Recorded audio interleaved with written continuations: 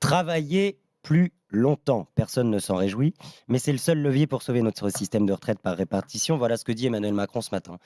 Le seul levier, c'est Non, vrai le seul? non, c'est faux. C'est faux et c'est pas seulement moi qui le dis, le rapport du Conseil d'orientation, des retraites qui a été publié au mois de septembre Oui. démontre qu'il y a aucune nécessité économique à une réforme des retraites, aujourd'hui. 80 des Françaises et des Français y sont, opposés. L'ensemble des organisations syndicales de salariés ont dit leur opposition à un report de l'âge de départ à la retraite et donc je ne comprends pas l'entêtement du gouvernement à vouloir, reporter l'âge de départ à la retraite à 65 ans. Il n'y a pas de nécessité économique à faire cette réforme. C'est une réforme brutale, profondément injuste.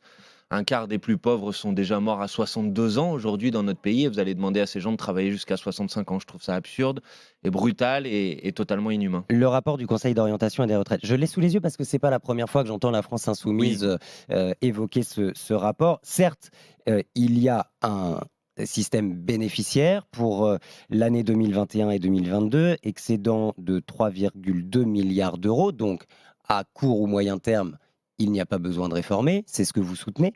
En revanche, ce même rapport précise: d'ici 2032, la situation financière du système devrait se dégrader avec un déficit de -0,5 à -0,8 points de PIB. oui, et ensuite, la suite du rapport dit que les années suivantes, à partir de 2040, le système retrouverait un excédent.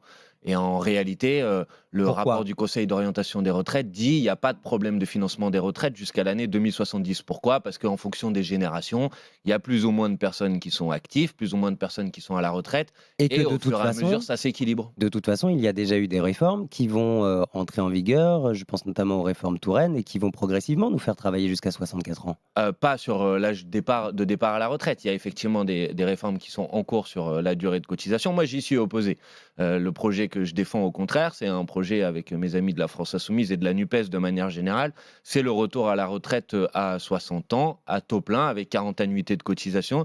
C'est tout à fait possible de financer une telle réforme par, l'augmentation du nombre de personnes qui sont en emploi, par l'augmentation des salaires, notamment si vous mettez les salaires des femmes au même niveau que les salaires des hommes, vous générez un surplus de cotisation sociale qui permet de financer la retraite à 60 ans à taux plein pour tout le monde. Ça, ce serait un véritable progrès. Contre-proposition de loi portée par la France insoumise dans l'hémicycle pour Ah, faire plier le gouvernement, comme le dit bien, Mathilde Panot? bien Ou alors c'est sûr. dans la rue? Bah, les 2.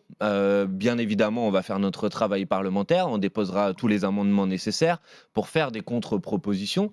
Mais effectivement, s'il n'y a pas également une mobilisation, populaire dans la rue, on sait très bien qu'à la fin, on n'arrivera pas à s'opposer, à ce projet de réforme des retraites. Donc il faut qu'il y ait une mobilisation sociale dans la rue. Je sais que les organisations syndicales vont se réunir dans les prochains jours pour commencer à poser un certain nombre de dates de mobilisation et d'ores et Dès déjà demain le d'ailleurs. 21 janvier, le samedi 21 janvier, il y a une date de manifestation nationale à Paris qui est appelée par les organisations de jeunesse et nous, la France insoumise, nous la soutenons. Vous vous y associerez. Bien sûr.